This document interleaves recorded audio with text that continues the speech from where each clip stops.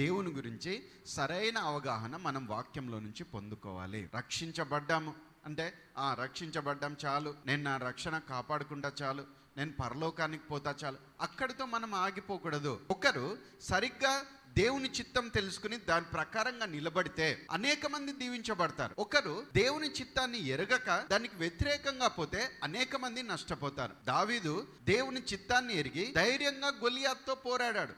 ఎవరు దీవించబడ్డారు? దేశమంతా. ఫిలిప్పు జైల్లో జైలు అధికారి యేసుక్రీస్తుని నమ్మాడు.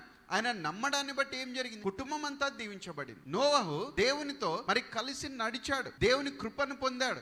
ఏం జరిగింది? జలప్రలయంలో లోకమంతా నాశనమైన ఆయన కుటుంబం మాత్రం దీవించబడ్డారు. అందుకని దేవుణ్ణి మనం సరిగ్గా తెలుసుకోవాలి, ఆయన వాక్యాన్ని మనం తెలుసుకోవాలి, ఆయనతో సరైనటువంటి సహవాసం మనం ప్రతి నిత్యము కూడా కలిగి ఉండాలి. హల్లెలూయా.